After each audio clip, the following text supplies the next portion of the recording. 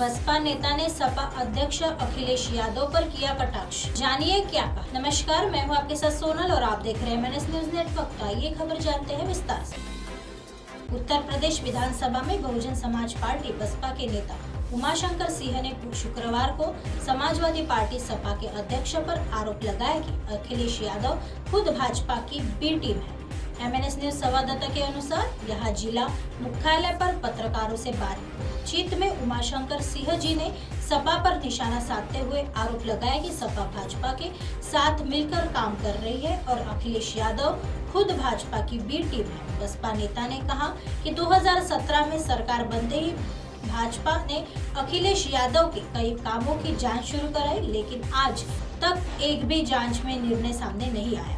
उमाशंकर सिंह जी ने सपा के प्रमुख महासचिव राम गोपाल यादव को लेकर दावा किया कि वह भी भाजपा की प्लानिंग का हिस्सा है। उन्होंने कहा कि भाजपा के बड़े नेताओं के साथ अक्सर उनकी बैठक होती रहती है। उन्होंने दावा किया कि भाजपा के लोग जो कार्यक्रम बनाते हैं उसमें उनकी भी सहभागिता होती है। उमाशंकर सिंह जी ने कहा कि अल्पसंख्यक वर्ग ने भी इस समझ लिया है कि अखिलेश यादव कहीं उनके लिए खड़े नहीं हो सकते हैं, वह केवल अल्पसंख्यक वर्ग का इस्तेमाल करते हैं। उन्होंने बसपा को अल्पसंख्यक वर्ग का हितैषी करार देते हुए कहा कि बसपा की पूर्ववर्ती सरकार में अल्पसंख्यक वर्गों को सबसे अधिक सम्मान मिला। नसीमुद्दीन सिद्दीकी 22 विभाग के मंत्री रहे, प्रदेश में एक भी दंगा नहीं हुआ। उन्होंने इसके साथ ही आरोप लगाया कि अखिलेश यादव की सरकार में दंगा ही दंगा होता है, क्योंकि उनको डर पैदा करना है। आइए बढ़ते हैं अगली खबर।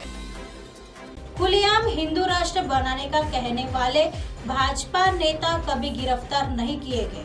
कांग्रेस नेता मध्य प्रदेश के कांग्रेस नेता राजा पटेरिया को बीते 13 दिसंबर 2022 को कांग्रेस कार्यकर्ताओं से यह कहने के लिए गिरफ्तार किया गया था कि संविधान बचाना है तो मोदी की हत्या करने के लिए तत्पर रहो। हत्या का मतलब है हराने का काम करो। इस टिप्पणी के लिए तकरीबन 80 दिन जेल में बिताने के बाद उन्हें बीते 4 मार्च को रिहा कर दिया।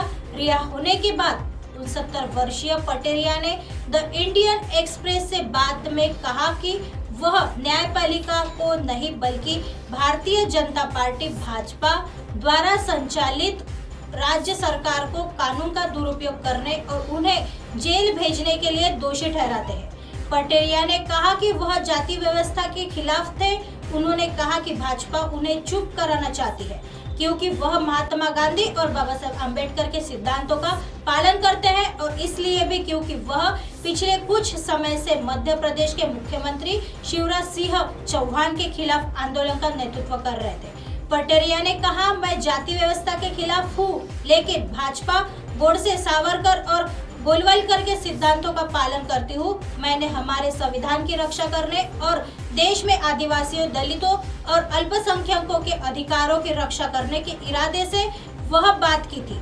पटेरिया ने यह भी कहा कि भाजपा विपक्षी नेताओं को गिरफ्तार करने के लिए जानी जाती है, जिसे उन्हें गिरफ्तार किया, वैसे भाजपा नेताओं को अपने भाषणों में खुले और पर हिंदू राष्ट्र के बारे में बात करने के लिए कभी गिरफ्तार नहीं किया गया। आइए बढ़ते हैं अगली खबर की तरफ।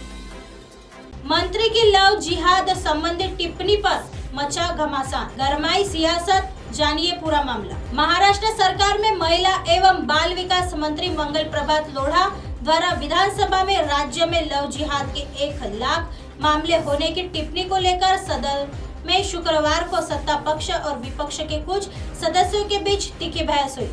MNS न्यूज संवाददाता के अनुसार राष्ट्रवादी कांग्रेस पार्टी के विधायक जितेंद्र आव्हाड ने कहा कि दोनों दिन पहले लोढ़ा ने लव जिहाद के जितने मामले बढ़ाए थे वह तथ्यात्मक रूप से गलत है और राज्य में अंतर धार्मिक शादियों के करीब 3000 मामले हैं। दक्षिणपंथी कार्यकर्ता लव जिहाद शब्द का इस्तेमाल करते हैं और आरोप लगाते हैं कि मुस्लिम पुरुष शादी के जरिए धर्मांतरण कराने के लिए हिंदू महिलाओं को प्रलोभन देते हैं। भारतीय जनता पार्टी भाजपा के सदस्य योगेश सागर, आशीष शेलार और जय कुमार रावल तथा एकनाथ शिंदे के नेतृत्व वाली शिवसेना से संबंधित जल आपूर्ति मंत्री गुलाबराव पाटिल ने कहा कि आव्हाड अपने निर्वाचन क्षेत्र के कारण पक्षपात कर रहे हैं। आव्हाड मुब्रा सीट का प्रतिनिधित्व करते हैं जहां मुसलमानों की जनसंख्या अच्छी खासी है।